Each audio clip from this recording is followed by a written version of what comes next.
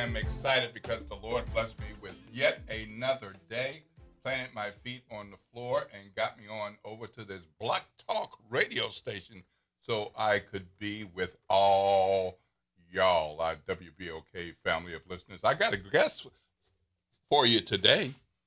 I got my special friend. I got Tammy Carner Barney in the house. Yes, it's a pleasure to be here. Well, it's exciting to have you join me. I know when I reached out, I was like, I don't know if she's gonna say yes. Oh, I wouldn't miss this opportunity. Of course, I said yes. So it's wonderful to see you. And for those of you all who've been around, you probably know her name in a number of different ways for a number of different roles that she has played. So she writes for Verite. She also writes for the Times-Picayune. Yes, I do. And she's been a longtime journalist here in New Orleans, in Florida, and New Orleans, and done all kinds of things, and as a reporter and as an editor. Yes, and, a columnist. Yep. And she also has worked for nonprofit and profit and organizations. Yes. And so you'll learn more about Tammy along the way. As we like to do, we want to make sure that since we've already been outside, that we tell you a little bit about the weather and what how that's looking outside. So when we walked in, it was bright and sunny. Beautiful. Wasn't it beautiful? Yes. A little breeze How I was felt your leaving my ride in? house. It was nice. Yeah. Not too bad. Good. Well, of course, we've had some stormy weather recently, and it's nice to have a bright, sunny day today. But I want to tell you, enjoy the morning because it's bright, sunny morning, and it's going to get partly cloudy a little later this morning and on into the afternoon. But it's not going to be so cloudy that the temperatures are not going to go up. We're currently in the mid 85s, 80s, and we're going to go up to 87, 88, 89, 90, 91, 92. We're going to be getting up there. It's going to be hot. It's going to be hot. So the good news is the precipitations are going to be under 25%, mostly in single digits, which means hardly anywhere. Somebody somewhere might feel a little bit of a sprinkle somewhere, but that's about it. But the feel like it's going to be 97 and higher. Hot. Hot. You like it hot? No. No? Give me like 60 degrees. 60 degrees. 60 to 70 degrees. You like snow? Just from afar. To look at it. To look at it, yeah. Not to drive in it. Yeah. Maybe to make a few snow angels. Yeah. Right. Okay. All right. So what's your favorite season in New Orleans? Fall. Love fall. Yeah? Yeah, because it's cooling down. Mm-hmm. I'm born in the fall. And then you go into winter, it's still cool. Spring is nice, but it doesn't last long enough. Mm. Yeah. We just go from winter to hot. Yeah. I get it. I don't mind any season because I'm just happy to be here. Well, that part. Yeah, I'm just happy to be here. But I have to say, and people have heard me say this over and over again, since I've had the wonderful opportunity to experience living in different parts of the country, my wife and I have moved around more than 40 years, and happy to be in Louisiana since 2012, back home 2019. But I don't miss the snow and the sleet at all. I don't blame you. I don't miss that at all. It's fun when you're a kid, but not when you're an adult. So if I have to trade off trying to chop the ice off the windshields and high humidity and 90-some degrees, I'm going to take that. I would take that, definitely. Yeah, I'm going to take that. So that's what I'm going to do. So let's talk a little bit about you, so people know who you are. Okay. And so I gave a little summary, but there's so much more to who you are because I've known you for a long time. A long time. Before you were Barney. Yes, before I was Barney. Yes. But not everybody out there has. So one of the things we do sometime, if somebody hasn't been to WBOK before, hasn't been in a while we ask them a question, and so I'm going to ask you the question. Okay.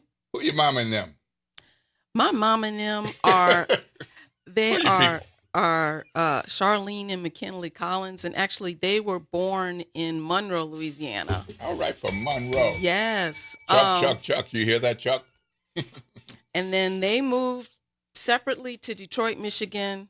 They went to the same high school. My dad graduated a year before my mom. They met up there, fell in love, got married. And so I was born in Detroit, Michigan. All right now. In the snow, in the big cold. D. Yes. Detroit Pistons. Motown. Go Pistons. Sorry, Pels, I love you too, but yeah, Pistons are my heart. Good. So how'd you get away from Detroit? My parents decided that they wanted to come back to Louisiana, didn't want to go back to Monroe. Thank goodness. Should I say that? I don't know where my grandmother lived, but had come to New Orleans on vacation and loved it. And so they moved us here and we never looked back. Wow. And I went to McDonough 35, go Ron Eagles. Hey, 35. Yes. All right. Okay. And what happened after that? Where'd you go for school? And give us a little career background. Well, I went to Loyola for undergrad. All right. Got my degree in communications, and a few years later, I went to Tulane to get my master's. All right. Look at you. Mm-hmm. Not just any master. Tulane. Tulane. Yes, right. their MBA program. Green Wave. All right. Well, you've had quite a journalism and communications journey. So let's talk about that. First of all, why would you go into this? I mean, were you in Detroit and saying, I don't like what's going on. I want to do something about it. I want to grab a pen, or you just love to write since you were 6 years old, or what was it? Well, actually, I love to tell stories since I was about 3. My mom always told this story about being in the doctor's office, and I have the book, and to everybody else, it looked like I was reading. And one lady said, "Miss, how old is your daughter? Is she reading?" She told her my age. I was about 3. She said, "She's just looking at the pictures and making up a story. If you notice, the book is upside down." So I've always loved to write, always loved English. And I was a sophomore at 35. And one of my teachers asked me if I ever thought about writing for the school newspaper. And I told her, no, never thought about it. I read the newspaper as a kid. I always loved reading a newspaper, but never thought about being a journalist until she suggested it. So I started writing for the Ron Eagles Speaks at 35. My first article was a story about the football coach. At the start of the football season, I was nervous because I didn't know anything about football at the time. But I did the interview, wrote the article, and the first time I saw my byline, I was hooked. It's a special feeling. It's a great feeling. So I was laser focused. When I went back for my 20-year reunion, they asked me, "Are you still writing for a newspaper?" I'm like, "Yes, I am." Yeah. Yep. Well, things have changed quite a bit since I got into it, and even since you got into it. So what do you think about all these changes with journalism and media? We didn't have all these computers. We didn't have cell phones. We didn't. The internet. We didn't. I am so grateful for the internet, though. That's my baby right there. Yeah. It's so much easier to find information. You just have to be careful to make sure what you're finding is not, it's accurate. But I, and I never thought that I would be the person that would go away from the print newspaper. Yeah. But I can read the New York Times online, and I don't have to collect the paper in my house. So. I know. Yeah. It's pretty cool. Pretty cool. I like that. Well, there's lots of news going on in New Orleans, the state of Louisiana, and the nation. And we're going to be bringing some of that to you today. But one of the things that, of course, is happening with the weather is Tropical Storm Bertha. So Bertha has moved along in the weather cycle and become a tropical storm. So that's in the Gulf and headed for southeast Louisiana. So if you don't have your hurricane and storm supplies together yet, Today might be a good day since it's sunny out there. A It's great day. only going to be partly cloudy, and you should go ahead and gather what you want. I mean, just I'll use myself as an example. I'm running a little low on bottled water. You better get it quick Yeah, because yeah, places because sell out. you know what'll happen as it gets closer, and it's just a tropical storm. But as it becomes a more serious storm, then more and more people go make groceries. Yes. I noticed a lot of people out doing that yesterday. I Yep, was out and about. yep. So this is the second named storm of this Atlantic hurricane season, and according to the Times Picayune, the storm's looking at tropical storm force winds and possible flash flooding. We know about that flooding. Yes. Yeah, and 4 feet of storm surge in different parts of the area. So, looking to, we got that warning about yesterday morning so that people could start getting ready for today. And it's moving along. It's been in Jefferson and Plaquemine, about 110 miles off of Panama City as of last night. But it looks like, if you look at the maps, it looks like it is drifting over. And I'm no meteorologist, Me as I either. like to say. I'm not Damon Singleton, although he's my frat brother. Go Damon. But it looks like we may get by without much of Bertha. That would be awesome. But I have to say that name Bertha scares me. And why is that? Well, because I remember Aunt Bertha. I remember Big Mama Bertha, and Big Mama Bertha doesn't play. And so when I hear Bertha, I tend to think Well, of let's Big hope Mama that Bertha. this Bertha is a lot calmer. Yeah, yep. So we're looking at watching that storm, and I hope that you all will be ready for that. And we have other news and information. So, for instance, I know you all always talking about NORD, and that's the New Orleans Recreation Development Commission. And so they made a leadership change. Mm. Well, I mean, the mayor kind of made it real clear during the campaign that that was one of the areas where she wanted to dig in and make some significant changes. And that's an important department. It is so important, and we've gone through all kinds of structures of that operation. So we have a commission now, as opposed to just kind of the department. That Yes. brings with it some different structural things.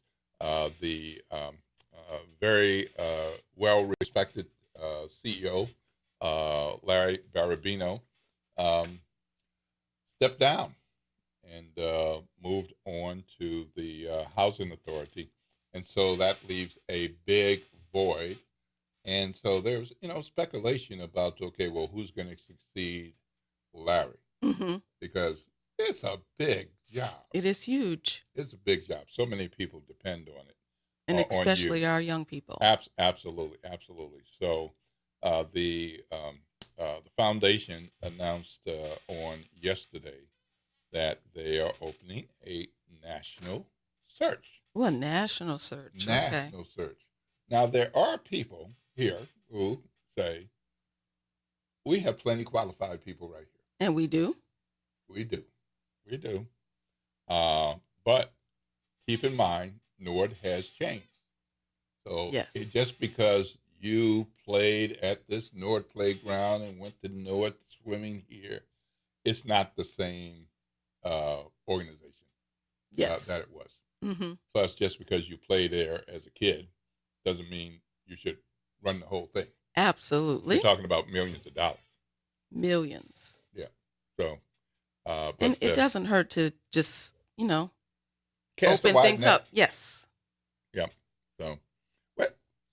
How do you feel about when people say, "How come we don't just look at our own for these positions?"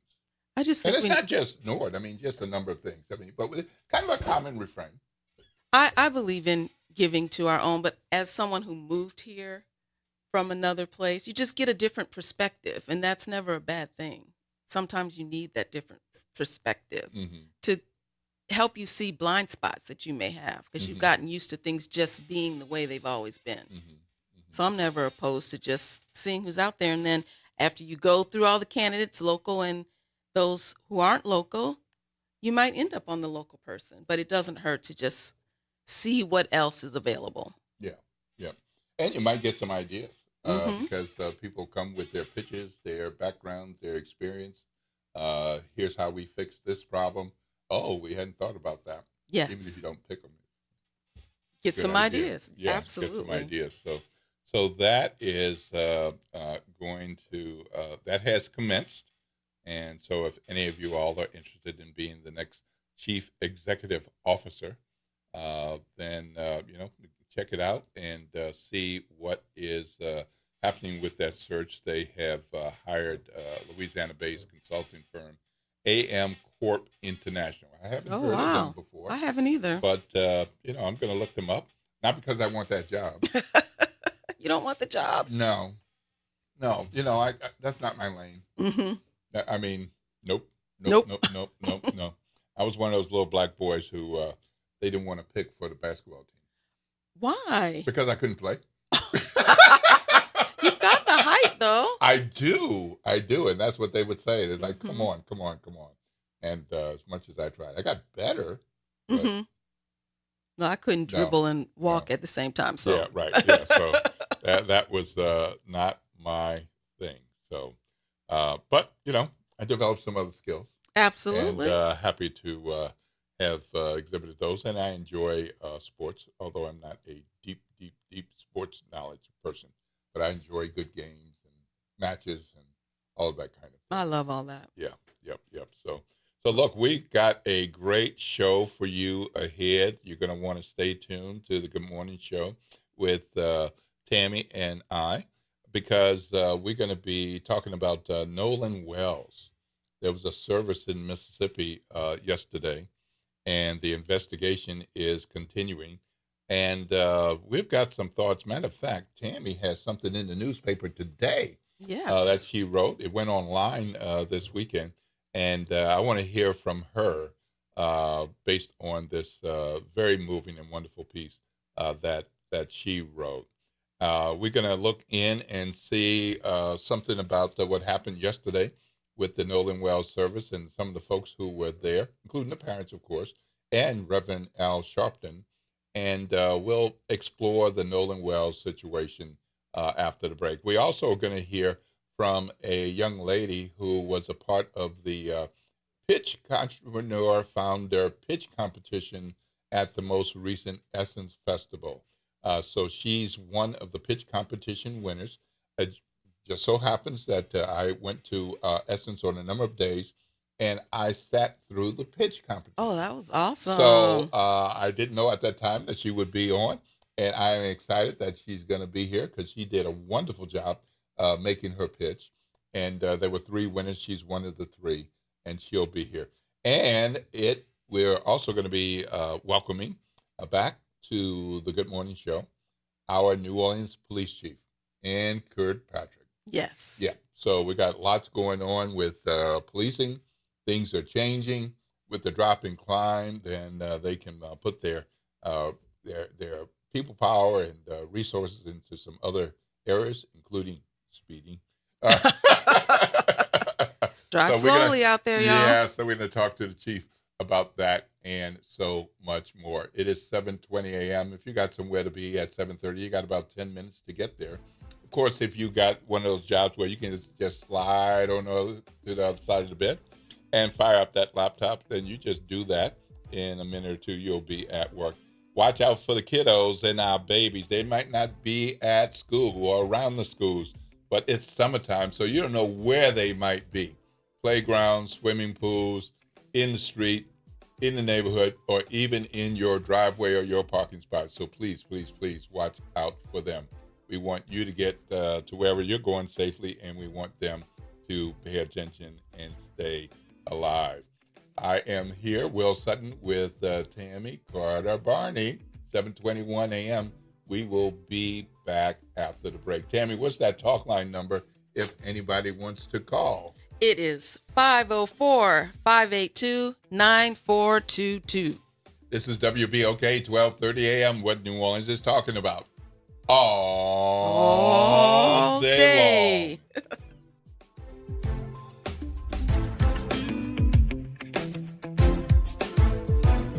Good morning, everyone. I'm Elizabeth Kubel, and here are your Tuesday morning headlines. Ahead of Tropical Storm Bertha's impacts, we are learning how the New Orleans Sewage and Water Board is preparing.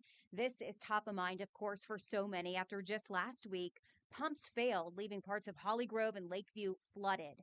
The Sewage and Water Board has increased staffing and updated procedures at its pumping stations.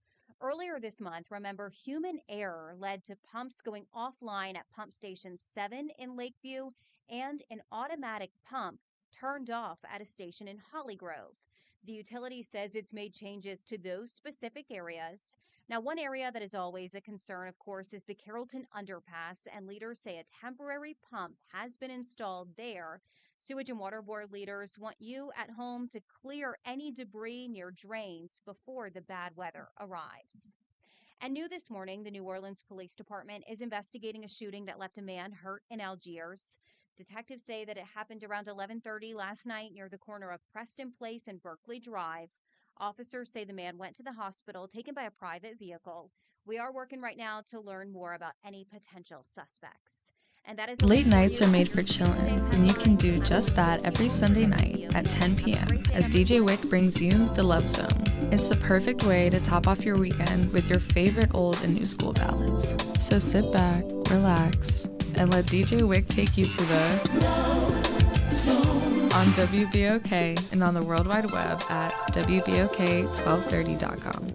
We are the rhythm of the streets. The flavor in every dish. The story in every song. We are New Orleans Tourism and Cultural Foundation. We help artists build the future of New Orleans. Because when the culture thrives, our people thrive.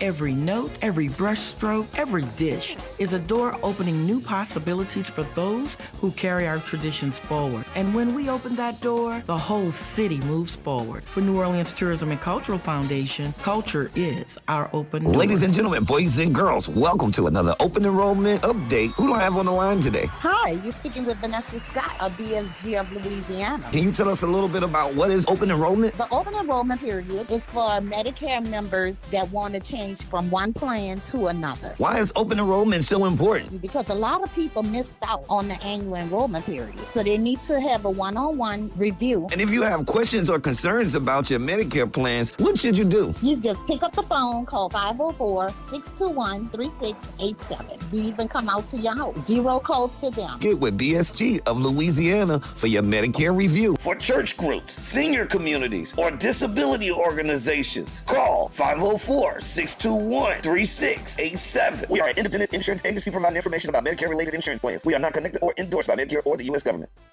Some things can steal your sunshine. Ugh, I just got my hair done. Sorry, the cooler's broken. Anyone see my flip-flops? Anyone? But COVID-19 can steal a lot more. I just took a COVID test. Ugh. Prescription medications for COVID exist. If you test positive this summer, ask your doctor if they're right for you. Visit PfizerForAll.com/COVID-19 to learn more. Sponsored by Pfizer. One of life's greatest mysteries has finally been solved. Who let the dogs out? Spruce, spruce, spruce. It's Spruce, the weed and grass killer that's safe for use around people, pets, and bees when used as directed. Spray the leaves for visible results in just 1 hour and dead weeds in just 1 day. You spray, they play. Spruce, pet friendly, weed deadly. Find wherever weed killers are sold. Welcome to Liberty Bank and Trust, where your financial journey transforms communities. Since 1972, our customized banking solutions power your dreams and fuel your community growth. Every dollar you invest with us circles back to empower more people, ensuring opportunities for generations. Join us at Liberty Bank. Together, we empower possibility. Visit libertybank.net to start banking with purpose. Liberty Bank, there's freedom here.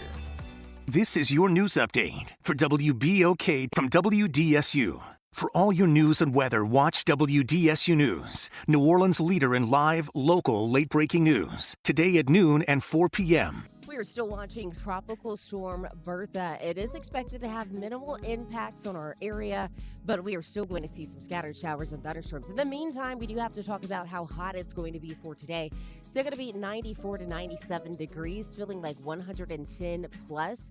There's going to be some scattered storms for today. Some of those could be on the heavy side, and then expect a very windy day with more scattered storms on the way for your Wednesday. For the WDSU First Warning Weather Center, I'm Raven. Good morning, wake up. The Good Morning Show. Good morning. On WBOK.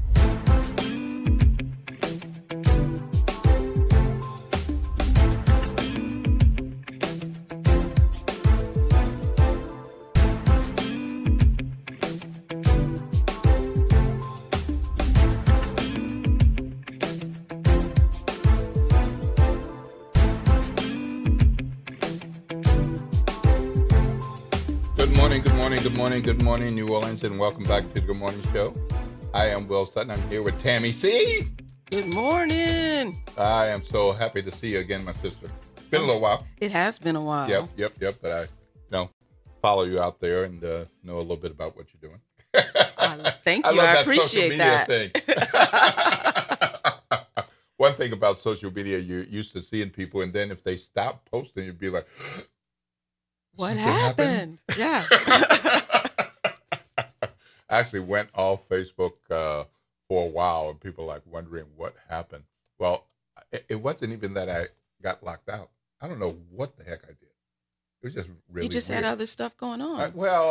And then I couldn't get back in the right space on this device or that device. And it's like, I'm still a boomer, but, I like to, play around with all that stuff. Look, it is 7:28 a.m. You got somewhere to be at 7:30. You got 2 minutes to get there. As always, like to remind you to take care of your personal care items at home. Ladies, if you got to do the makeup, do it at home. Nice mirrors in the bathroom and elsewhere. Gentlemen, take care of those mustaches, those beards at home. If you, haven't taken care of everything, don't take the deodorant out with you. Put it on just take some time, put it on at home, so you're not dealing with these things in the car, being a distracted driver.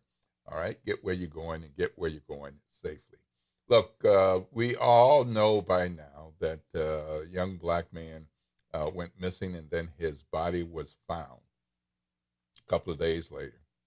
And everybody around Mississippi, the South, the nation, and parts of the world are saying the name Nolan Wells. Yesterday, he was laid to rest in Mississippi in Ocean Springs. And it was quite a service, as we knew it would be. When you have a funeral service with a grieving family, with a loss like this, those times are tough anyway.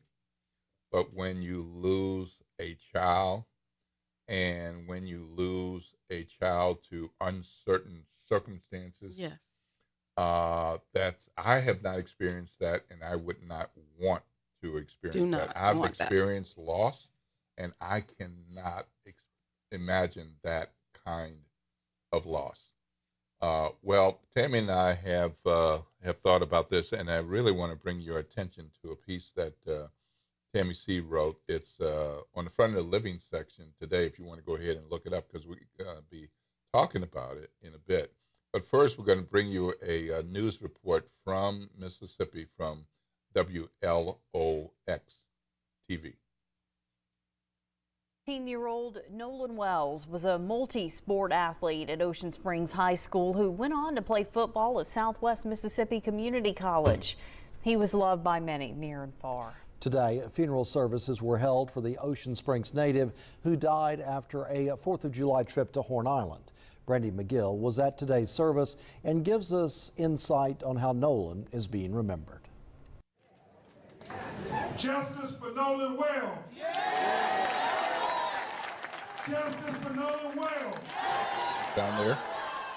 Justice for Nolan Wells echoed throughout Center Point Church Monday in Ocean Springs as hundreds of people and various emotions filled the space to support Christine and Elmore Wansley as they laid their 18-year-old son to rest. We thank you, Lord,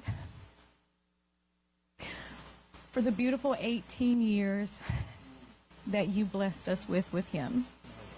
Thank you for the joy he brought not only to our family, but also to his friends and everyone in the community whose lives he touched.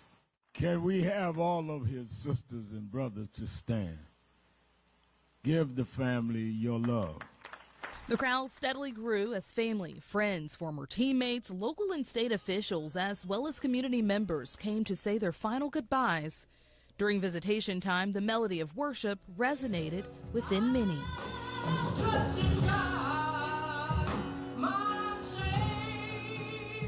Start off by saying how proud I am of you, my son. You grew up to be a very young man that everyone enjoyed to be around. The constant lectures.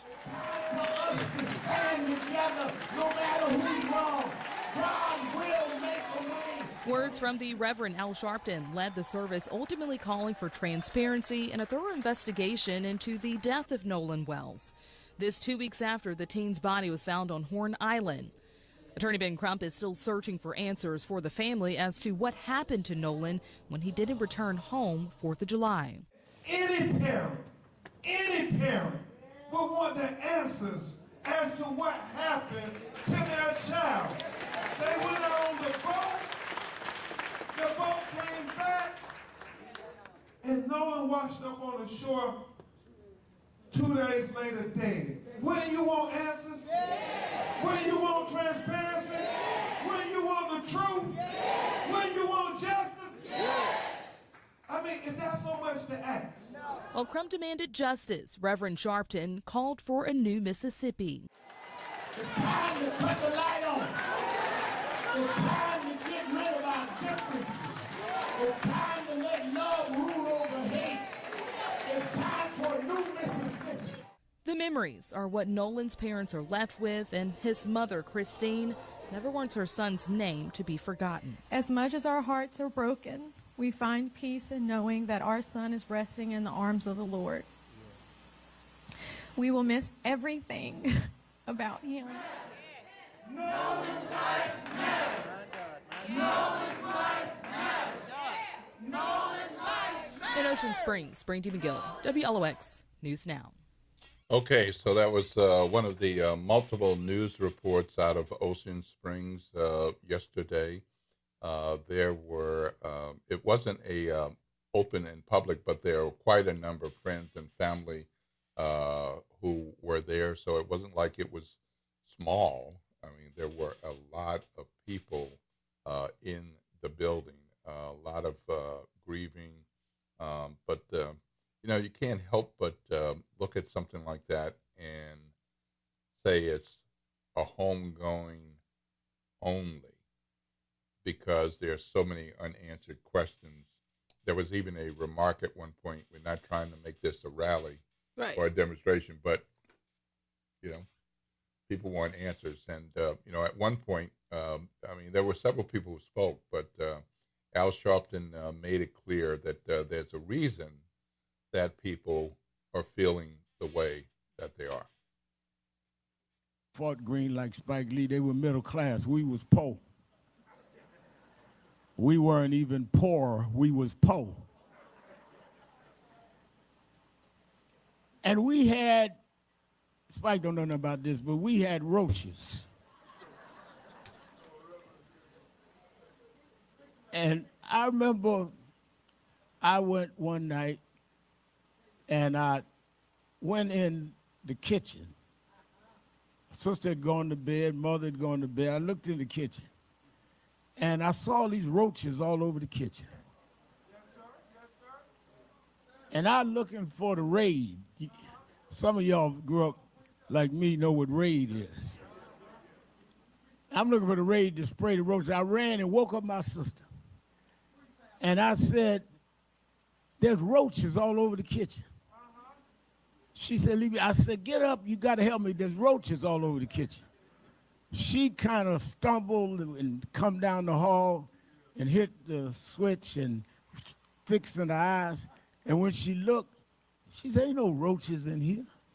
I said, no, they were right here. She said, you woke me up, I don't see no roaches. She went back to bed, she was angry, didn't want to hear from me.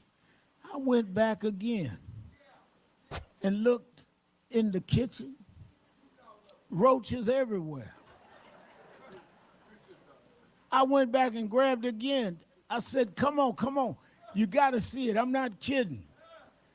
She stumbled in, she cut the light on, roaches was gone. So I'm now in the little hallway trying to figure this out. And I figured it out, that when you cut the light on,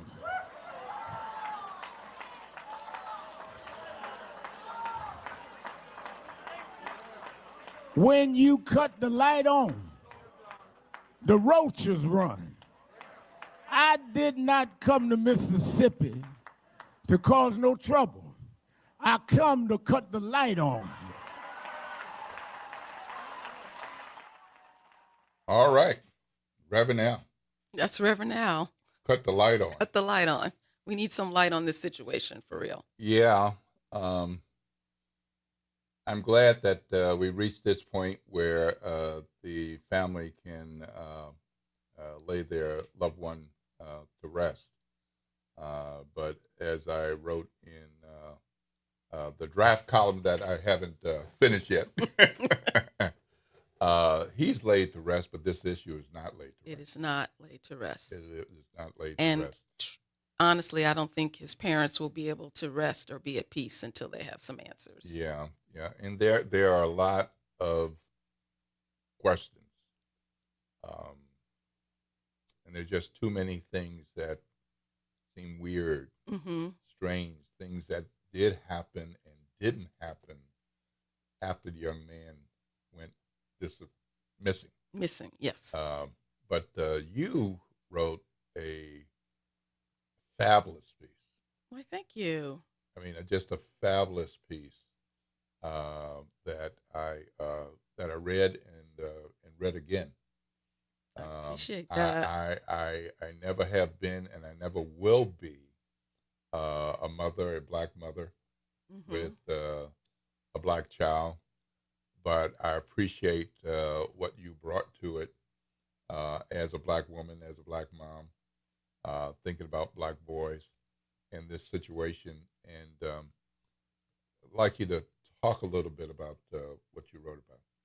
Well, this was a column about being the overall picture of being the only black person in a group of white people. When I first saw this story, I was immediately saddened, especially when I heard his mother say that this is not how she wanted to introduce her son to the world. And my heart just broke for her, and thinking that, they had set him up so well, had him in good schools, he's playing football, and he's just going out to celebrate the 4th of July with friends.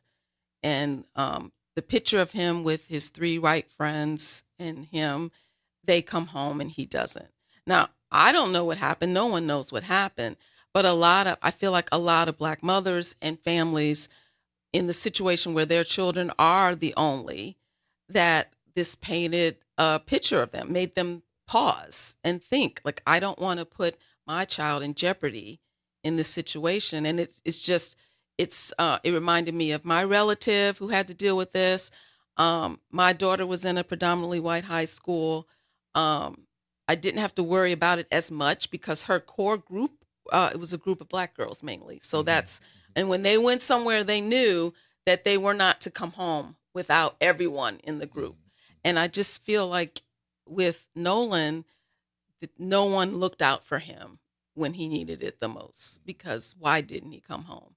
And that's the question that we need to get the answers to. Not placing blame on anyone because we don't know what happened. And I think it also made me pause when the sheriff immediately said that it didn't look like foul play when no investigation had been done. And I think he's since pulled back from that. But him saying that, it being in Mississippi, it just makes you wonder as a Black woman, as a Black person in general. Yeah, when there was a report of a missing young man near Ocean Springs, it wasn't a national story. No. People go missing every day. It's not a good thing, but people do go missing every day. Kids, teenagers, young adults, seniors, sometimes seniors who don't have all of their faculties and they walk off or something like that. Yes. People go missing every day, and it doesn't make the national news. Then when his picture popped up, it was like, oh, Black boy. Mm-hmm. And then when the Friends pictures popped up, oh.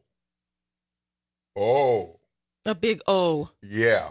And I think that's what you were capturing because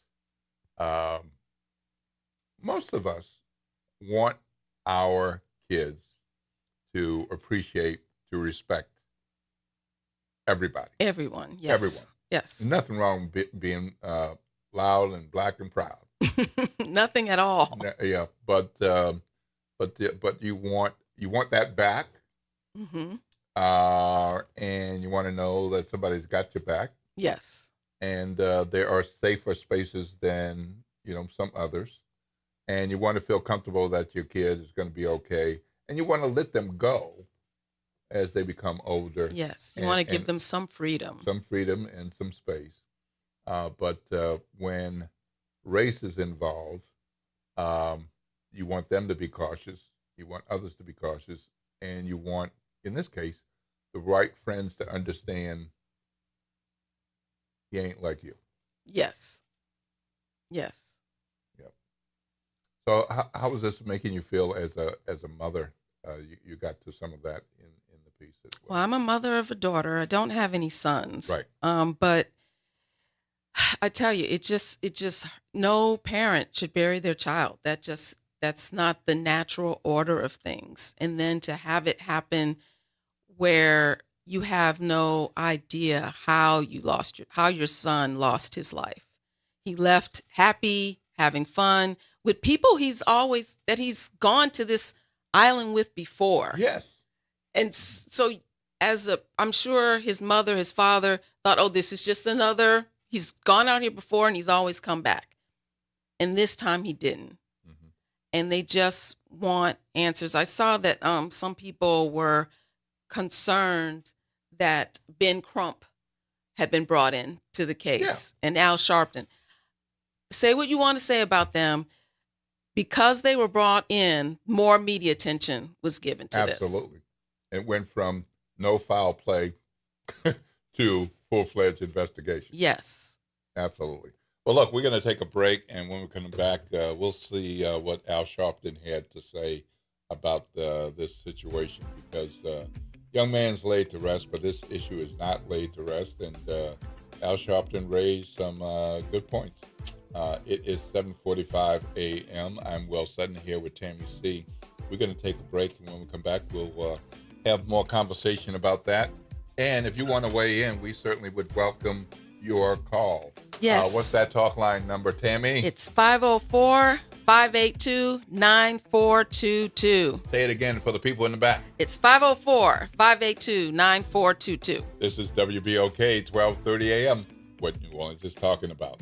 All day long.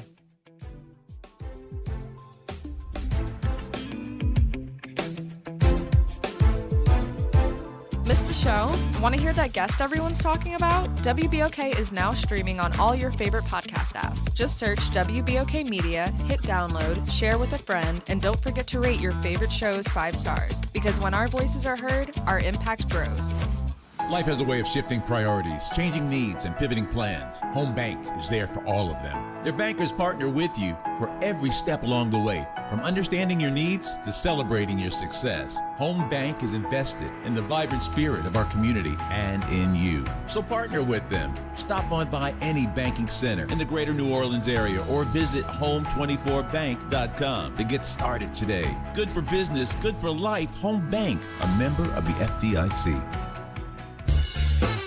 This is Andronica Morris, host of Put Housing First. Join us every Tuesday at 12 o'clock, where we will discuss how housing affects every aspect of our lives and what's necessary, what's needed to guarantee housing for all. Join us every Tuesday at 12 o'clock as we dig down deep onto the issues that affect all of us. Greetings, New Orleans. It's Jamar McNeely, CEO of Inspire NOLA. Join us for our annual Inspire the City Backpack Giveaway on Saturday, July 25th, beginning at 10 a.m. at McDonough 35 Senior High School. Students will receive a free backpack filled with school supplies while supplies last. We also have limited laptops, gas cards, and more. Be there Saturday, July 25th, 10 a.m. at McDonough 35 Senior High School. Let's inspire the city.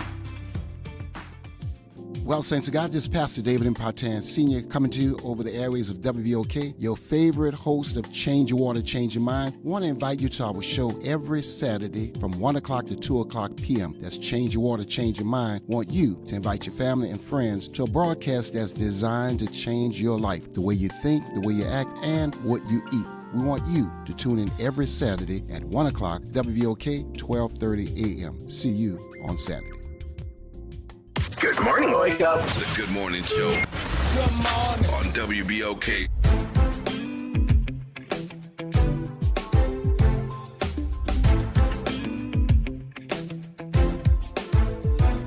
All right, good morning, New Orleans, and welcome back to the Good Morning Show. Maybe you've been in tune with us since 7:02, 704, 706, 708, 720. Whenever you have been in tune, we sure appreciate you lending us your ears and your brain to listen in and see what we have to share with you today. I'm Will Sutton here with Tammy C. We're talking about the Nolan Wells situation, and the service was yesterday. One part that we wanted to bring your attention to is, people are like, why don't you let this go? Let it be. Just let the police do what they're doing. Well, as Tammy noted before the break, we wouldn't have as much attention. We would not. If Ben Crump and Al Sharpton hadn't entered the picture. And Al Sharpton raised some points that we want to share with you. History. Well, the reason why what's happened to Nolan under unquestioned, unanswered questions, gone, phone and keys found 2 days later. You don't tell nobody you had the phone or the keys. When you confronted, you first tell another story. Then when they finally get the phone and the keys, there are things erased from the phone. There's just too many unanswered questions. Somebody saying that he told us he was leaving the island. So I don't know an 18-year-old person, black, white, or undecided, that gives somebody their phone.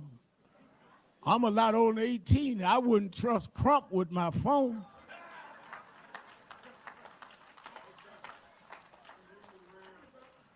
So we just raising the questions.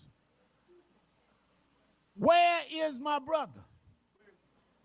He went out with y'all. He came back not with the, where is my brother? And because of the background, like they asked me before they give me surgery, they went to my medical history. So the reason why a lot of people in the nation are looking at this Nolan situation is that we've looked at history in Mississippi. Some of us remember what happened in Mississippi. And because of what happened in Mississippi, doesn't mean it's guilty today, but before we can medicate and heal today, we got to look at your history.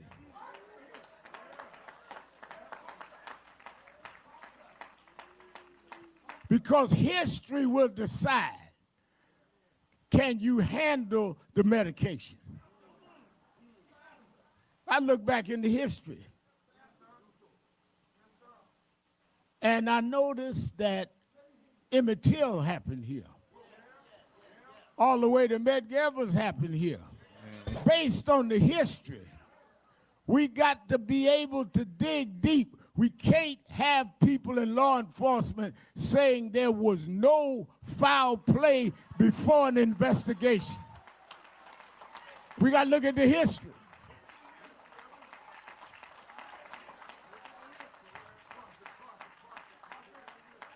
Now, I know, and I told Christine and Elmer, they're going to say, you had Sharpton come down, and that could be controversial, but don't get me wrong. I grew up in Brooklyn, New York. I grew up in a section called Brownsville. I first had, my parents had a nice home in Queens, nice middle-class home, and Daddy left, and Mom had to move to a tenement in Brownsville. I didn't grow up in Fort Greene like Spike Lee. They were middle class. We was poor. We weren't even poor. We was poor. All right, so Brother Al Sharpton saying there are questions. There are questions and not enough answers. Yep, questions. So those questions continue. So, even if we find out there was no foul play. Yes.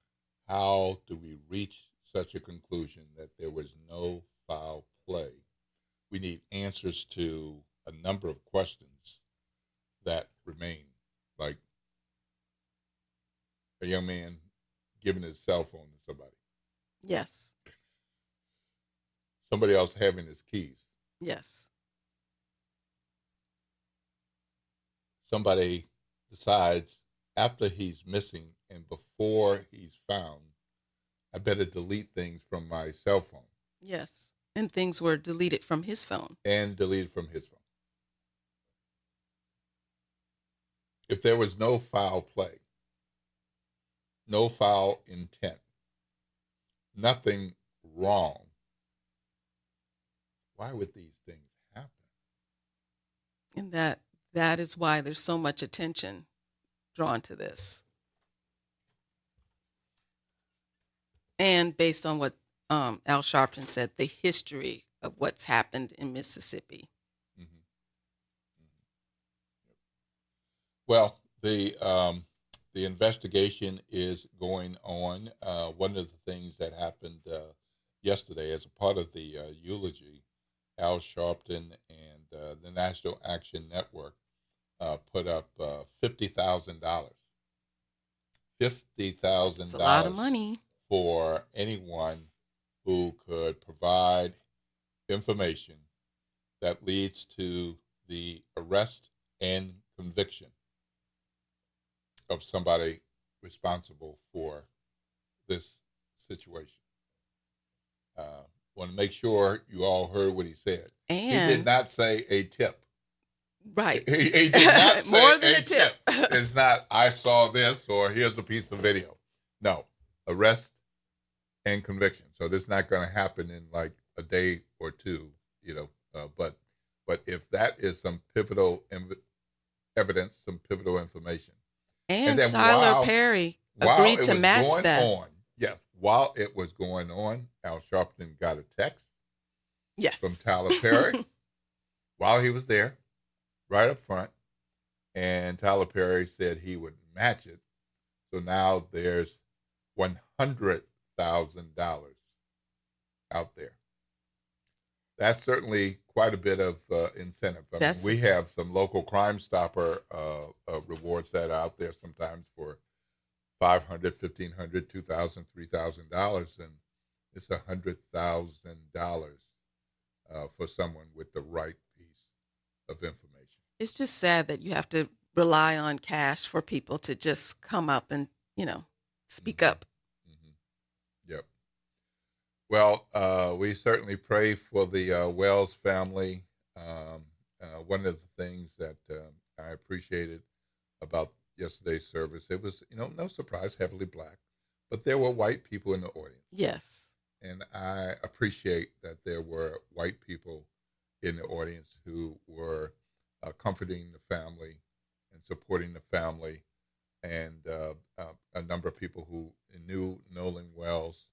And there were tears among Black and white friends who miss him. Yes. And that was a good thing, a good sense of unity in that context. But unity does not mean forgetting history. No.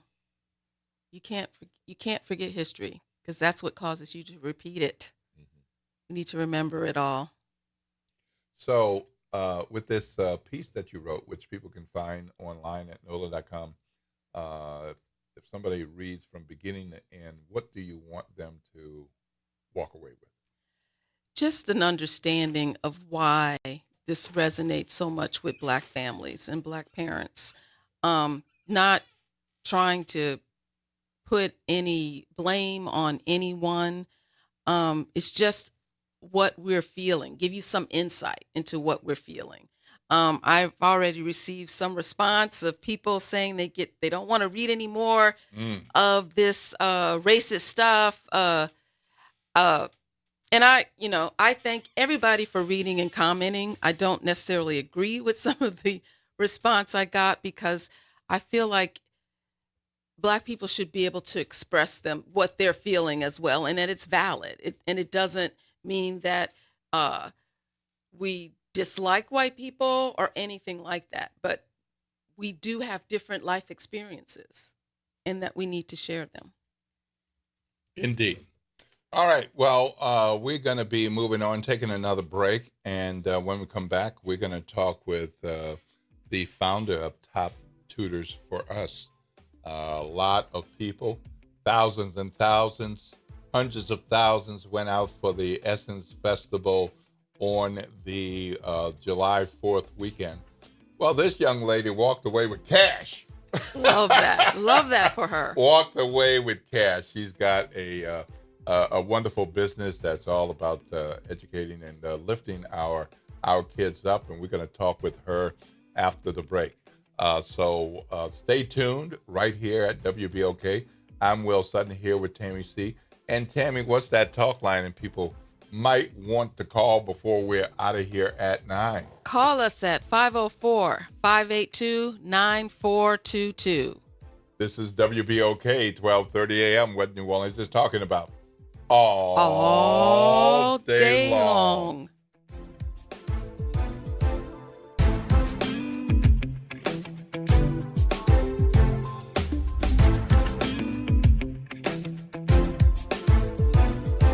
WBOK New Orleans, home of the Good Morning Show, 7 to 9 a.m. weekdays.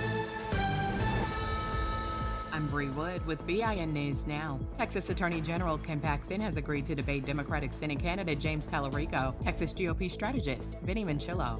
Tallarico is really going to have to answer for some of these, like Democrat socialists that are getting elected in places like New York. Political analysts say the debates could be high stakes, with both candidates focused on avoiding major mistakes while trying to score points with voters ahead of the election. Minneapolis police are investigating 2 separate mass shootings that left at least 14 people wounded over the weekend. 9 people were injured outside a nightclub early Sunday, while 5 others were shot in a separate incident later that night.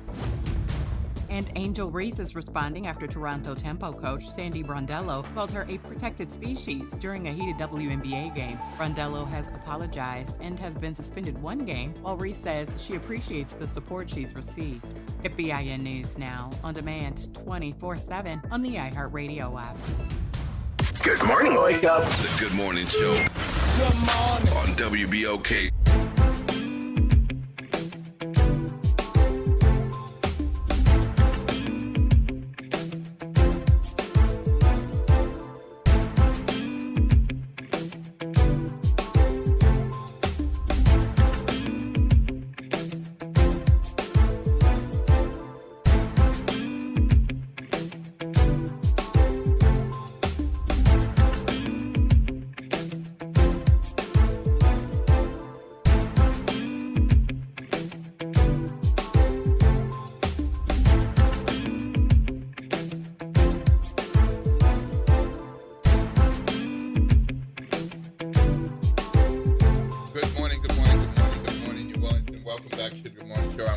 here with Tammy C. It is 8:01 a.m. If you got somewhere to be at 8 o'clock, guess what? You are late. You're already late because it's after 8. But you know what? Here's the thing. Just make sure that you get there safely in one piece. And please, if you already used "my grandmother died," you don't have 4. So, don't use that as an Don't excuse. use that. Find something else that you can say. Watch out for our babies and kiddos. They're out there. They are not necessarily at school because most schools are closed, but they are out and about at the playgrounds and swimming pools and elsewhere. Watch out for them and watch out for the crazy drivers. You don't need to be one of them. So look, we promised you after the break that we would be bringing to you Angelica Harris, founder and CEO of Two Tutors for Us. And welcome back to WBOK. Thank you. Well, I am excited for you because we've met before. Yes. And I have watched your growth and your business, and I love what you are doing. And since it's been a little while since you've been here, I want to make sure that people know a little bit about you before we talk about what this operation is and your experience at Essence. So, who are your mama and them? Yeah. So my family's from Holly Grove. My grandma actually still lives in her house. Yeah. Yay. Yeah, my grandmother still lives in her house. She's been there for like 80 years. She's 95 now. But yeah, so my family runs Child Care Center. I'm not sure you're familiar with Royal Castle. It's been around for 30 years. Yeah. Yep. So my family's in the education space, and I think that passion just fell on my laps, and now I'm also in education and helping students now increase their test scores. What high school did you go to? I went to Louise S. McGee. All right. Okay. McGee. Yeah, All right. McGee. All right. Great. So you kind of have education in your DNA. Mm-hmm. Did you ever think about doing anything else? Yeah, I thought I was going to go into tech. I thought I was going to be a coder. That's what I studied in college, and I got my master's in computer science. So I thought that was my path. Cool. So how did you come up with the idea of this particular type of tutor operation? Because there are a lot of tutors out there. Individual tutors, you see the sign says, "I tutor kids," with a phone number. Yes. You see national brand name tutor organizations, but that's not you. So how did you decide to develop your niche of tutoring? I found a huge gap in the tutoring market, specifically standardized testing. Even though I was a straight A student in high school, I went to a great high school, my ACT score in 11th grade was a 16. So I was really shocked, taken aback. I tried different prep programs and still could not get my score up. I then actually left and homeschooled myself starting my 11th grade year. And I call it reverse engineering the test. So I filled a lot of skill gaps and essentially doubled my score to a 32 with a perfect score in math and science. So that high test score. That's quite a turnaround. Yes. Yeah, going up 16 points changed my life. Was offered $1.5 million in college scholarships. So that inspired me to tutor other students on the ACTs. And then I also know that ACTs are just a huge barrier for Black students. I'm not sure if you know, but only 5% of Black students are scoring above a 20 on all 4 sections of the test. 5%. Only 5%. That's not a good number. Right. And, Louisiana, our tops, it's students must get at least a 20. So these students, specifically African-American students, are missing out on millions of dollars in scholarships and job opportunities because of, these tests. And so Top Tutors for Us, I founded it. It closes the racial gap in standardized testing. And we do so by connecting these students with tutors who look like them from top universities. Yeah, that was my question was going to be. So tell us about Top Tutors for Us? What makes it stand out from others? Yeah, so we're actually the only platform in the country that evaluates over 200 features between a student and a tutor. So a student can see themselves. So it's not only like Black students getting matched with a Black tutor, but the student also relates to the tutor, their backgrounds, their interests, their goals. So we have a student who, let's say they want to go into pharmacy, they play basketball, they'll get matched with a tutor who's, let's say, a sophomore pharmaceutical, student at Xavier studying pharmacy. Oh, wow. And so what do you think it was about your pitch that helped you get this grant during Essence? I think the connection to Essence, Essence is, just a huge, I'm so grateful just for that opportunity, the platform to share Top Tutors for Us. I gained so many new opportunities from it. I think, Top Tutors being very targeted towards, Black students, and Essence being targeted towards Black women. I think that connection stood out to Essence committee. How many students do you tutor right now? Yeah, so now we've supported over 5,000 students in the past 3 years. Oh, wow. That's wonderful. Thank you. And we have over 400 tutors on our platform. And so this is not, it's all done online? Correct. Fabulous. I love that. So since you are based here, give us an idea about where the students are located and where the tutors are located. Yep. So we like to say we recruit our tutors from universities like Harvard and Howard. We have a special focus on tutors coming from HBCUs, so historically Black colleges and universities. We vet them based on their test scores and past teaching and leadership experience. So any student or parent can just go on our website and sign up for Top Tutors. We have built our own application, and we also have school partnerships and organizational partnerships like with United Way, local New Orleans public schools, charter schools, and other partnerships in schools across the state. So those partnerships allow students to access our programs at no cost. Oh, that's wait. Yeah, no cost. No cost? Yeah, no cost to the student. Yeah, right.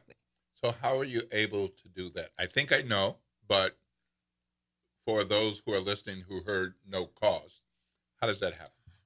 For example, our partnership like with United Way, the students who are a part of their organization, their Inspire Up program gets to access our program like with no cost. Okay. So do you find that there are charter management organizations, charter schools, districts, parents who work with you to fill gaps more, or are these students who are already at 28 and they want to get a 32? Yep. So actually, the average score coming to our program is roughly a 15, and what I've found from running Top Tutors, the test is not only important for the student and their parent for like scholarship reasons, but it's also important to the school to have really strong test scores for their accountability. So it's like a win-win for both parties. So yeah, and we've partnered with mostly like a lot of charters. Actually, this charter in St. Louis, what I'm really excited about. So at the start, none of their students passed the AccuPlacer exam, but at the end of our program, we got over 70% to pass the AccuPlacer exam. Wow. So when the students that come into your program, what are some of the challenges that's preventing them from scoring higher on these tests?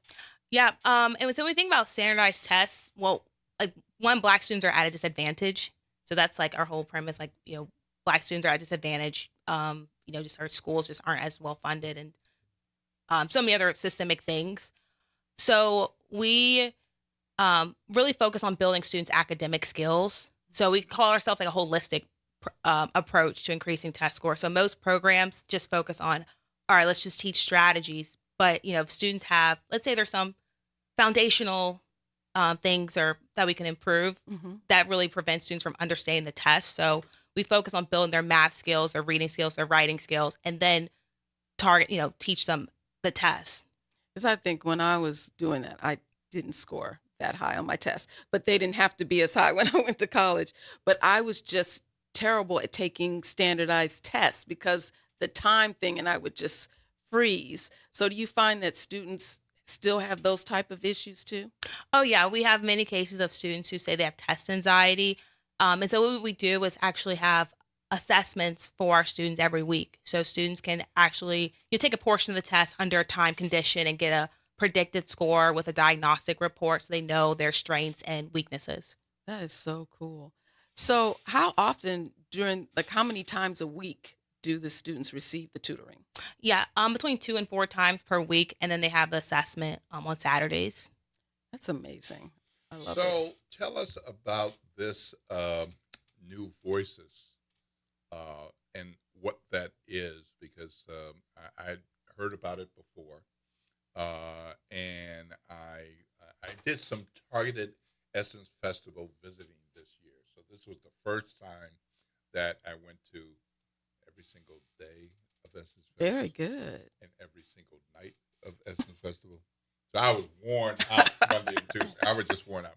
But I spent time at the New Voices space, which is why I saw you and the others competing, and it was wonderful.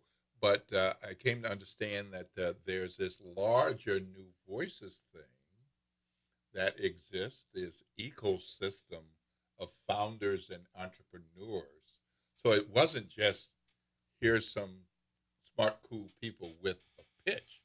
There's New Voices. So talk about what New Voices is and how you became connected with New Voices. Yeah, so I first came connected through New Voices.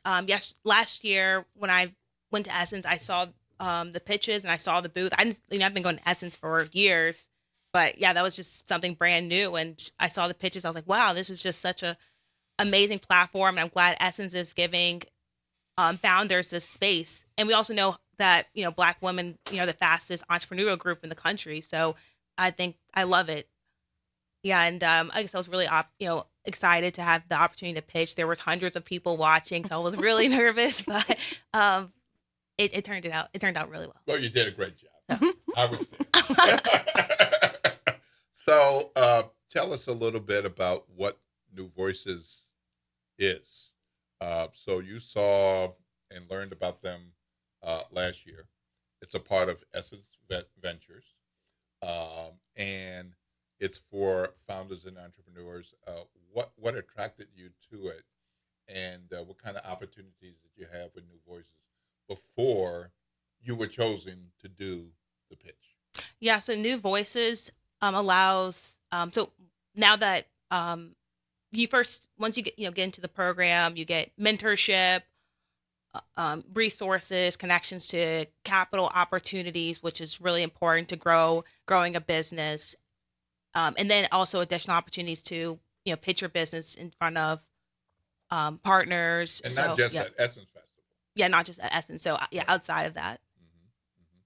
So one of the cool things that I learned about New Voices, because I have to say, as a boomer, I hear New Voices, I'm thinking young. Yeah, that's about right. I think young. And that's cool.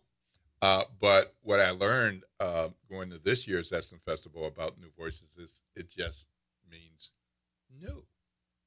New. I mean, so it could be young, middle-aged, boomer. It could be new to business. It could be a new business. It could be a new venture. It could be a youthful person. It could be a high school student. It could be a college person. And I was stunned to learn that these resources, tools, and all with New Voices are free. Yep. Did you say free? Yes.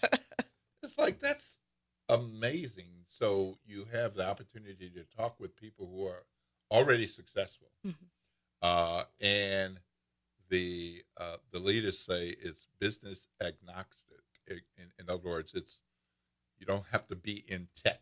Right. You don't have to be in an education space. If you have a good idea and you want to be a part of what they do, sign up, and then it's up to you. Yeah. So what kinds of things did you do before being selected for the pitch with New Voices? Yeah. So I was a part of an like Idea Village. Their pitch. That's actually where I've heard about also like this pitch competition as well was through Idea Village, Propeller. So those resources also came with mentorship, grant opportunities, pitches, connections to coaches, and really what I learned about this space as being a founder, because I went essentially right after college and went straight to running Top Tutors. Oh wow! Yeah. That's awesome. So this is your first job? Yes, yeah. Congratulations. That Now, makes where'd it you go even better. we know where you went to high school. Where'd you go to undergraduate? I went to Washington University in St. Louis. Oh, very nice. I know that school. I have a good friend who went there. Yeah, I did undergrad and grad school there. Yeah, he loved it. Oh, so undergrad and grad. Yes. What was your major? I was finance and computer science. Okay. Well, those work out pretty well Yeah. for what you're doing. Yeah. Well, thank you so much for joining us. If anybody wants to find out more about the two tutors for us, how can they find you? How can they contact you?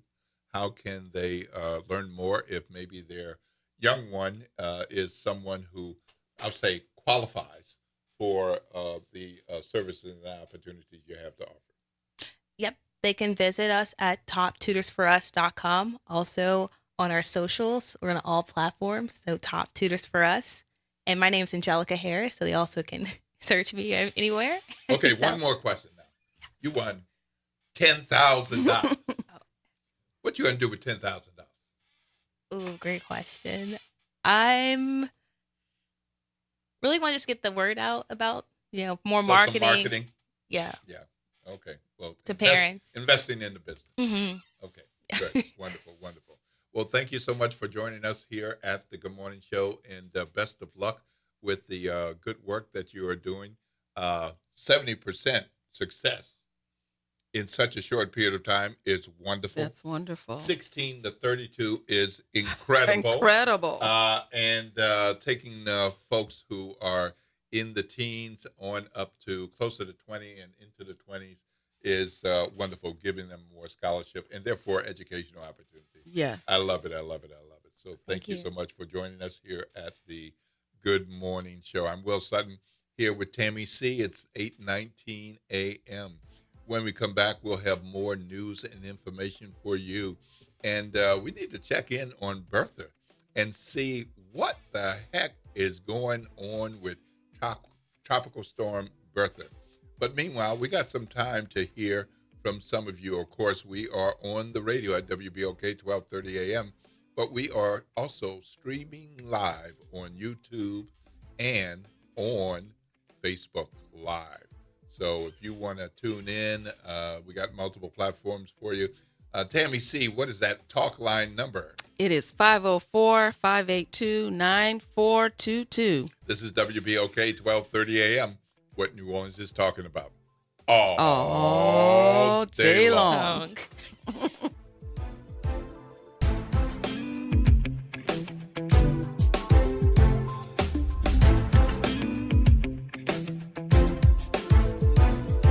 Good morning, everyone. I'm Elizabeth Kubel, and here are your Tuesday morning headlines. Ahead of Tropical Storm Bertha's impacts, we are learning how the New Orleans Sewage and Water Board is preparing.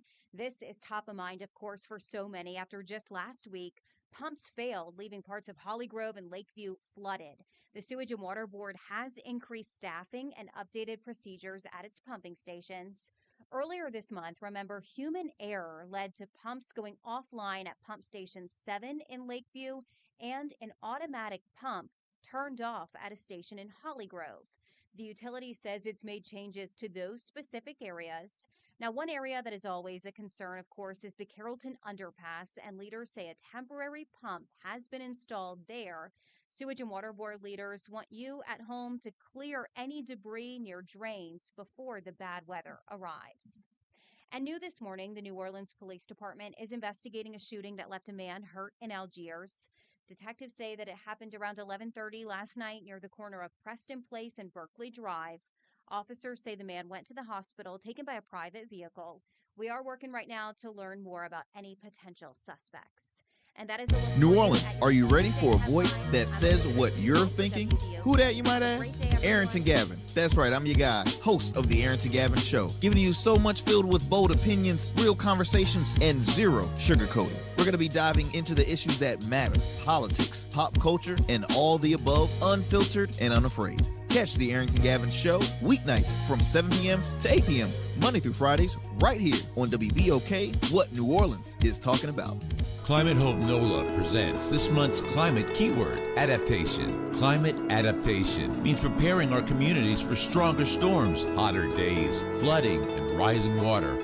That means planting trees, restoring wetlands, protecting homes, and helping families recover stronger after disasters. In New Orleans, resilience is part of who we are and how we survive. Learn more, stay informed, and take action with Climate Hope NOLA. Visit Team Hope NOLA on Instagram to learn more. Throughout July, Louisiana residents get half off general admission to the National World War II Museum. Take advantage of 50% off and beat the summer heat at New Orleans' #1 attraction. Don't wait. Plan your visit at nationalww2museum.org. Interest rates and inflation are out of control. Is your credit card debt also out of control?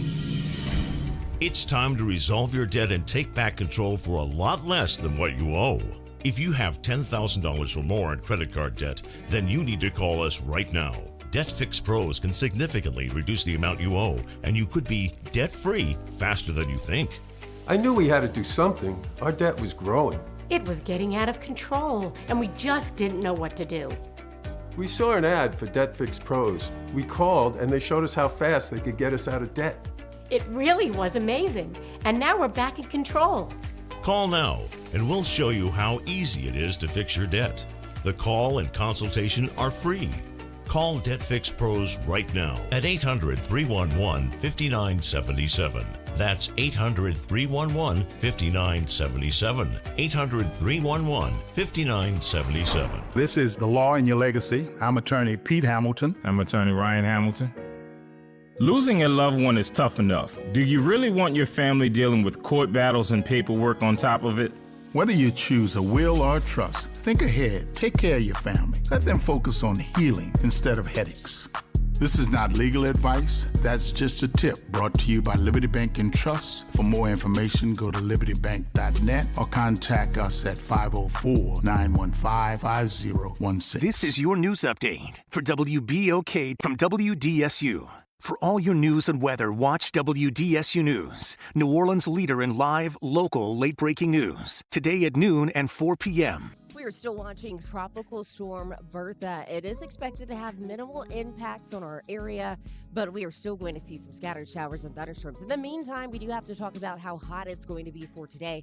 Still going to be 94 to 97 degrees, feeling like 110 plus. There's going to be some scattered storms for today. Some of those could be on the heavy side, and then expect a very windy day with more scattered storms on the way for your Wednesday. For the WDSU First Warning Weather Center, I'm Raven. Good morning, Wake Up. The Good Morning Show. Good morning. On WBOK.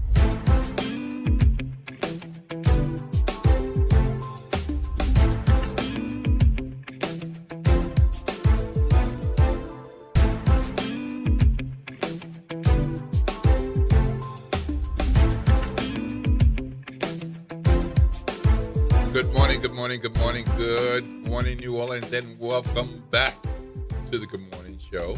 Whether you've been paying attention and in tune since the 7 o'clock hour, or maybe you've been having us as a little background noise and company.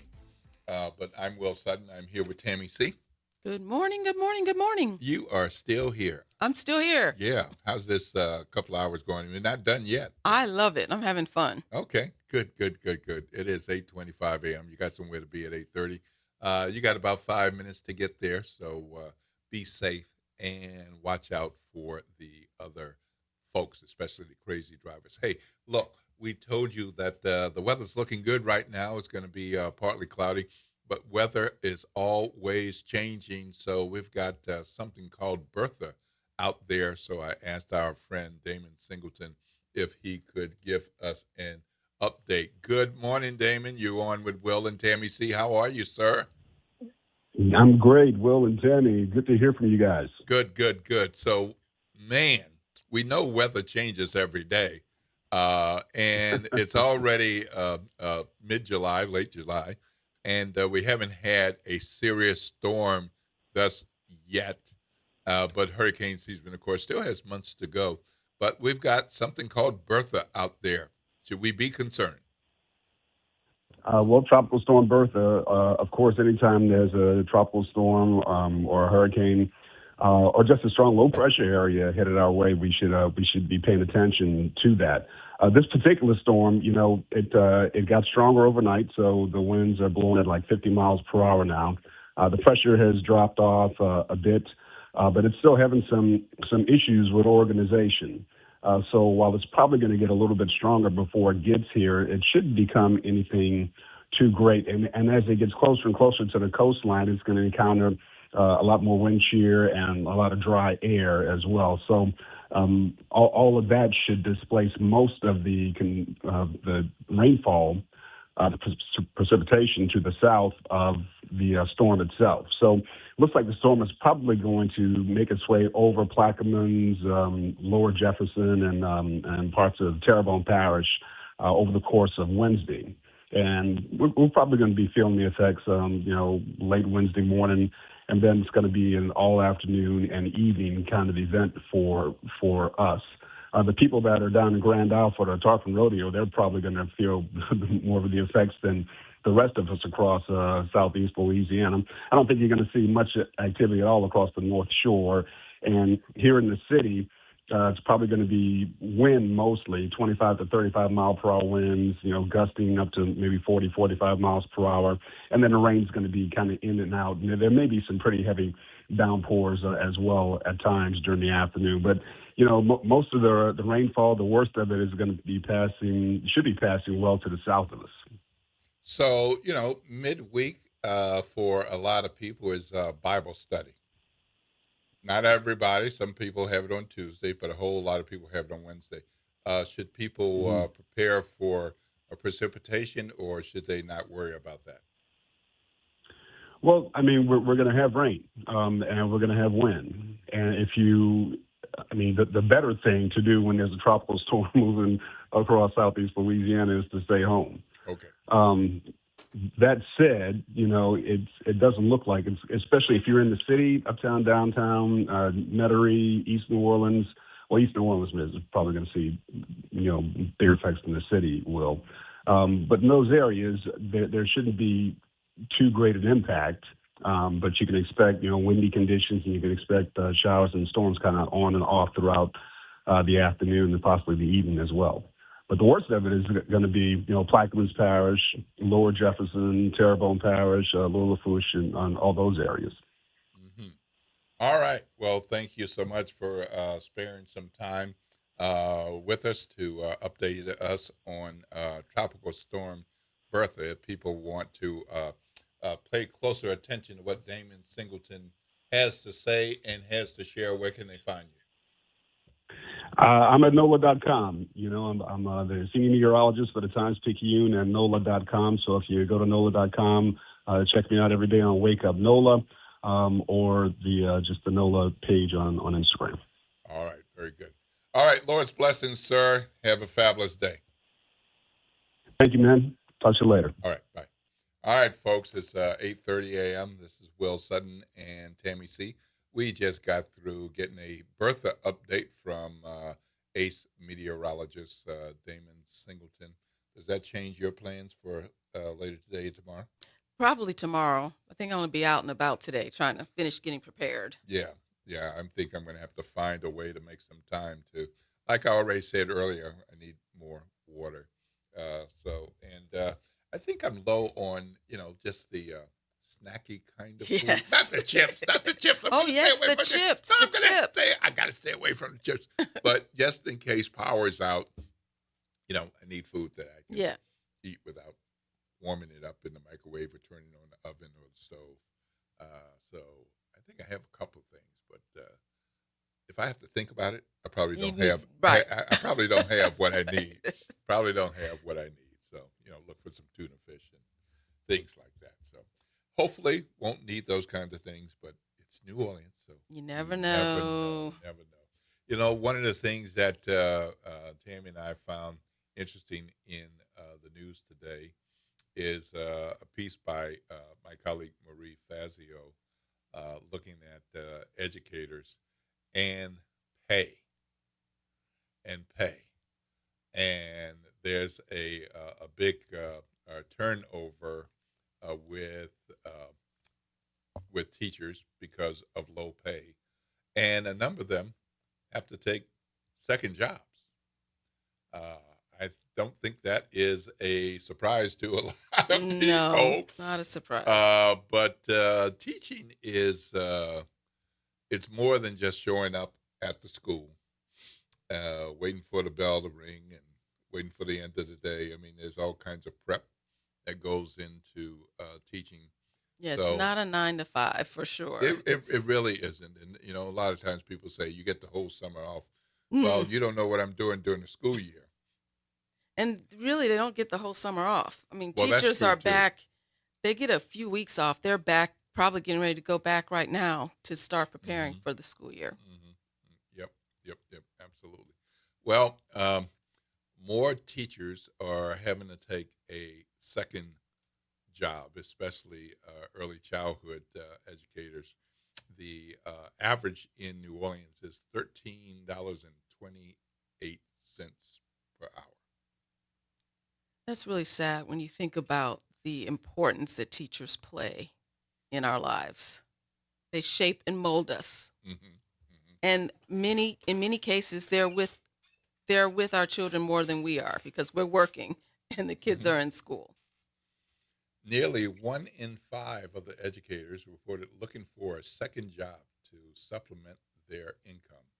And this is according to a study by Agenda for Children, which is a nonprofit advocacy group based at Tulane University. So they've studied this. So this is not just random. I saw you on the street. I went to the teacher group and heard people talking about this. I mean, 1 in 5. So no, it's not like 90%, but 1 in 5 is too many. 20%. Yes. So the researchers did this survey last year, and they surveyed close to 400 workers at licensed early learning centers that had 7 or more students, and they held focus groups, and they discussed a number of things, including the pay, the benefits, and leadership attitudes. And the study was funded by the New Orleans Collaborative for Early Childhood Research, which is a partnership between Tulane's Early Childhood Policy Research Lab, Agenda for Children, and the New Orleans Public Schools. So, you know, pretty official, dedicated educator type folks. Half of those educators surveyed said they get at least one public benefit, such as SNAP. This is educators. These are educators who spent Medicaid, thousands of dollars to get educated. Medicaid, or housing assistance. And of course, you don't get that unless you qualify. Exactly. It's really not. We really need to do better. And a number of them said a city program that gave early childhood educators monthly pay stipends that helped them. That program no longer exists. It's gone. It's gone. Wow. It's gone. So these low wages lead to higher turnover, and that, of course, has an impact on the education of our kids, especially the young kids, because young kids are, you know, they're weaning themselves from their parents. Yes. They want to build some respect, some trust, even when they do, and then they get used to Miss Mary, and then Miss Mary's gone. Yes. Or Miss Mary is stressed out. Yes. Not really focused on what she's doing. Yep. Because she's wondering if she's going to be able to have food on the table. Yep. Absolutely. Yep. So that is something. I'm sure there's some educators out there who know something about what we're talking about. If you're one of those folks who have had to take on a second job, or you know somebody who has had to do that, give us a ring at 504-582-9422, 504-582-9422. But in case you don't like the sound of my voice, Tammy C, you can give them the phone number as well. Yes, it's 504-582-9422. We'd love to talk to you. All right. Well, another thing that's in the news today is the New Orleans Police Department has cut their overtime cost by 45%. Wow. That's a lot. 45%. So the Inspector General, that responsibility is to look for waste and fraud and ethical violations and all. So when the Inspector General has good news to report, that's a good thing. So this is a story by Missy Wilkinson, and this is comes after the mayor said some time ago that we need to cut expenses, and one of those places is overtime, and one of those places is specifically police overtime because that can be very expensive. Yes. But with the crime drop, there are fewer things that police have to respond to in terms of emergencies and extended time, like big events. Yes. Where you might have to be out there for hours and hours or for several straight days, and so they can't just ask you to do that for free. So they have to pay you for that. In the first half of 2025, the department's overtime costs were reported to be about $18 million. Wow. $18 million. That's a lot. That's a lot of overtime. Yeah. And in the first half of 2026, it dropped to $9.6 million. That's an $8.3 million reduction. That's a big reduction. I'd love to know how they were able to do that. Well, there are 900 commissioned officers. That's lower and has been lower for quite some time. A number of people have looked at that and said we need more like 1,100 or 1,200 officers. Of course, others have argued that we don't need that many officers. What we need to do is better deploy the officers that we have, and we need to make better use of technology, which, of course, the department is doing. And part of what happened with the budget last year was overtime costs for police were unbudgeted in 2025. Oh. Now, it's hard to monitor when something's unbudgeted. So, I've been a part of a number of different organizations, and whether I've been directly responsible for the budget or impacted by the budget, overtime is something that you budget, and then you might go over or under, but you have some budget. And we found out some time ago that overtime was not budgeted. So hence, you're definitely going to be over budget if it's not budgeted. Yes. So that was a significant gap and I'll say, the mayor and city council let go through to see or miss that was unbudgeted. And that led to a significant part of the city's 2025 budget shortfall, which led the Inspector General to pay more attention to this and let people know that we got to do better. So yes. Apparently, we have done better. That's good. So that's good. Now, I don't think many of us want to say lower the overtime so much that we are unsaved. Right. But especially if we have big events in town. Well, that's right. That's right. And sometimes people look at periodically what police are earning and their base salary and then their overtime, and they look at they're making more than $100,000 or in some cases $200,000. But as long as it's a legitimate overtime pay that was signed off on. I don't have a problem with that. I know some people do, but sometimes those are big numbers. But if that person was doing appropriate police work, then we should pay them for the overtime. Yes. But if it's unbudgeted, that's a problem.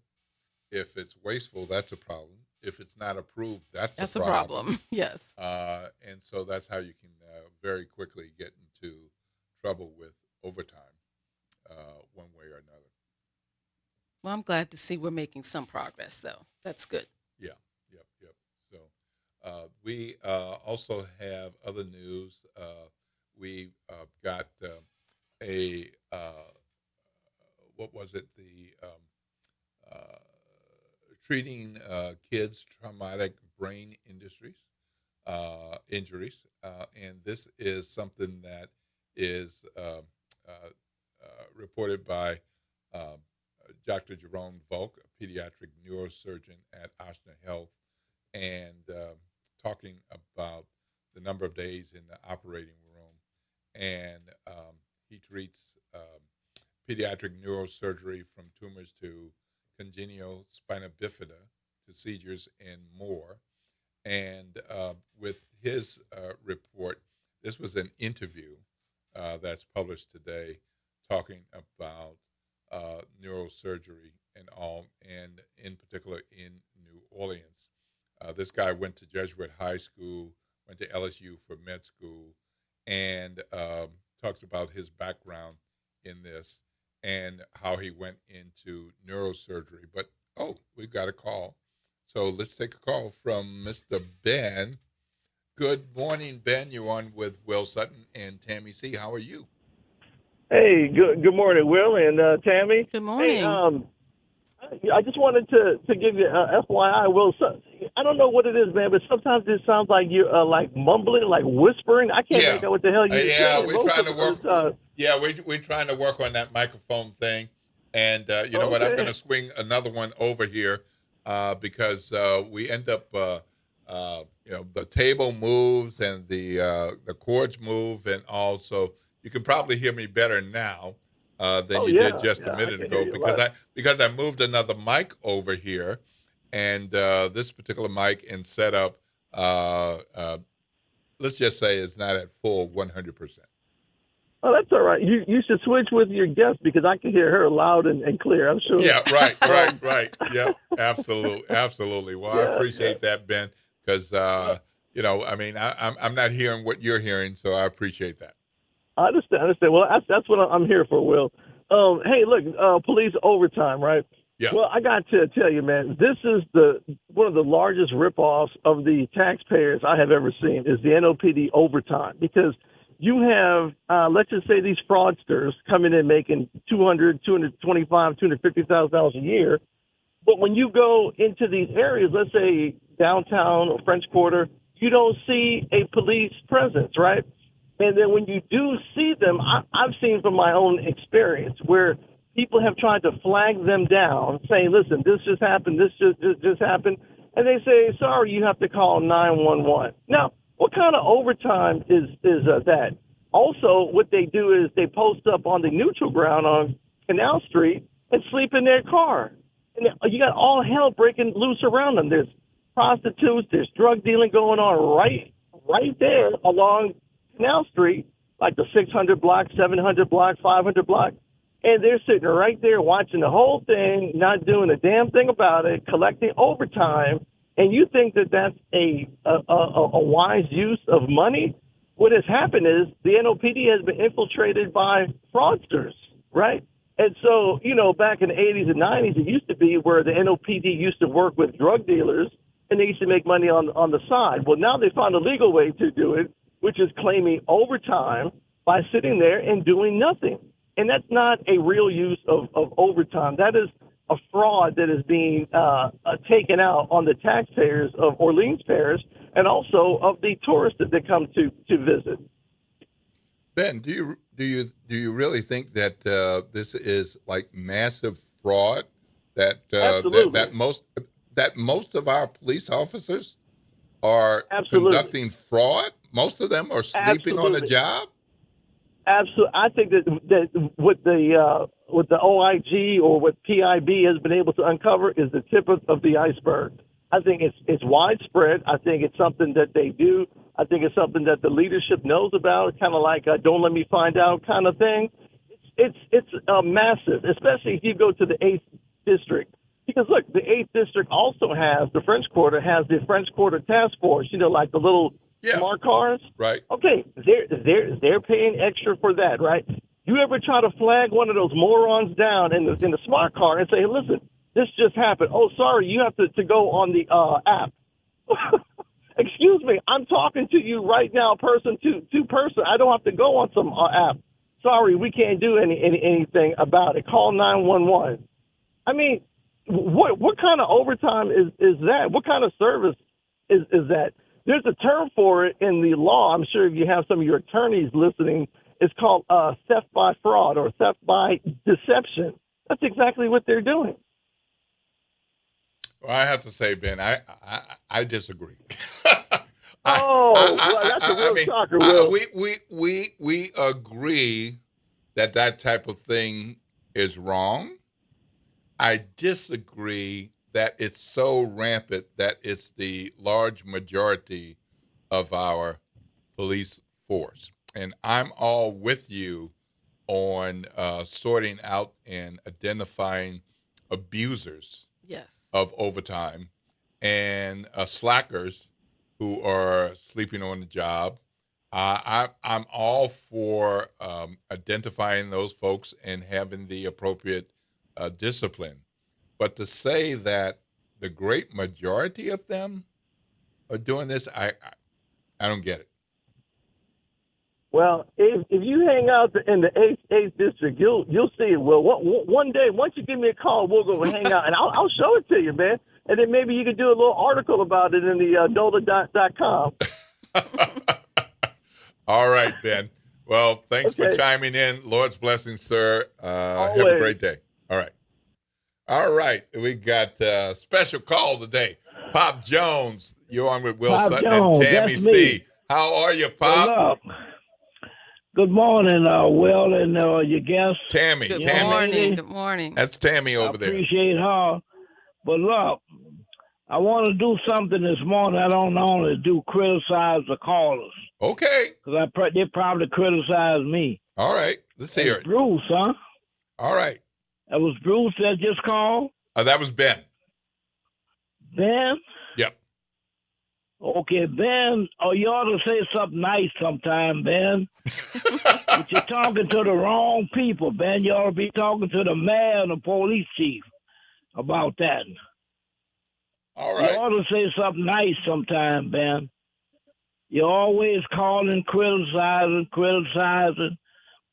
Everybody's good but us. Oh, you don't like black people? What? I know you're listening. This is Pop Jones talking. What is it about your brother? Someone call your brother. What is wrong with you? So you think you say something good, but you're talking to the wrong. Talk to the man, the police chief. WBOK don't have nothing to do with the policemen making overtime and not doing their job. You're talking to the wrong people. So, Pop, do you think he's finished with that? Do you think he's? But I just want to say I enjoy you and the young lady, Will and Tammy. I just wanted to get that off my chest. All right. So you think he's criticizing us and you and our family of WBOK listeners? He's not. You think he love black people? I mean, I don't understand. You don't ever hear him talk nothing about white people. It's always about us. Have you noticed it? I'm not trying to put you on the spot, but he don't ever say nothing good about us. All right, I hear you, Pop. All right, talk to the mayor and talk to the police chief. That's who you need to talk to. All right. Hey, Pop, you got something good to say? Yes, indeed. It's good that WBOK is on. I appreciate talking to all the wonderful guests. I'm always learning, and I thank for taking my call. And I have a question to ask you too. You got All right, time? go ahead, sure. A Yeah, minute? we do. Why does the governor need all this money to fight the war? Could you all answer that? You mean the governor or the president? Because are you talking about president, the war in president. Iran? Yeah, why? I mean, we got the best army. He's fighting against a country that's weaker than America, and he say he need what, $600 billion more for what? Mm-hmm. That's my question. Well, war is expensive, and the initial attacks were extremely costly, and he said that it was going to be over in no time, but of course. Of course. But of course, depending on which figures you're looking at, we're talking about between $50 billion and more than $132 billion, which is a lot of money that perhaps could have been used on some other things to help us right here in this country. Of course, we do share our wealth with countries, nations across the world, especially in defense, but also developing countries. But something like this is very costly, and it's not the same thing as aid. Well, why can't some of that money you're asking for be used for the people of America? You're gonna use people of America for a war that he started. We don't have nothing to do with it, but he's taking our money for what? Look, I'm not the sharpest knife in the drawer, but Jesus, I'm not a dummy either. Well, the Pentagon says they need $67 million more as this thing for what? Yeah, because they need to replenish the weapons. So it's like, you're using your food in the refrigerator and then you emptying it, and you need to go make groceries because you need more. Go ahead, Will. So they say they need more. All right. And look, his family could get more money too, huh? Probably so. They seem to be doing very fine. They need some more billions. Yep. But I appreciate what you're saying. We don't need no food. We don't need nothing. Yep. Take all our money and, okay, I understand. Yeah. So, understanding is one thing. Agreement is a different thing. So we might understand. Wait a while. Will, we might understand, but we don't have to agree with what he's doing. You going too far. Agreement is look. I'm not that smart, but I'm not a dummy either. I understand you are what right. you're saying. Yep, absolutely. All right, Pop. Well, thanks Good. so much It's for great coming. talking to y'all. I'm glad you took my call. Thank you Absolutely, very much. absolutely. Look forward to Y'all hearing have from a you blessed again. one. We're going to take somebody else's When call. the young lady coming back? Will? Tammy, I don't know. What about? I mean, you think you'll be back tomorrow? I think I might. All right. Huh? She says she might come tomorrow. All right, I'll be looking forward to that. All right. So look forward to All hearing right, from thank Tammy. you very C. much. Have an awesome Y'all day. have a blessed day. All right. Have a blessed day. Lord's blessings. Have a fabulous day. All right. We've got another call. Don, good morning. You're on with Will Sutton and Tammy C. How are you, Mr. Don? Don? Are you there, Don? Well, we thought we were getting you on, Don, so something is awry. So give us a ring back at 504-582-9422. 504-582-9422. Be assured, I did not cut you off. I saw that you called, and we were looking forward to getting you on before we have to sign off. But Tammy, what do you think about Pop's call about all the money being spent in Iran and not being using some of that money, a lot of that money, for doing things here. We definitely could use some of that money to help things out here. And I don't know. I guess we'll just have to see how that goes. Well, the Congress is getting a bit more pressure from their constituents, and looking at how much longer we have to have this go on, because the Congress certainly has not declared war, and this is ongoing, and there are more and more Congress people who are saying we need to take a closer look. So we're going to be watching that in the coming days and see how things move along there.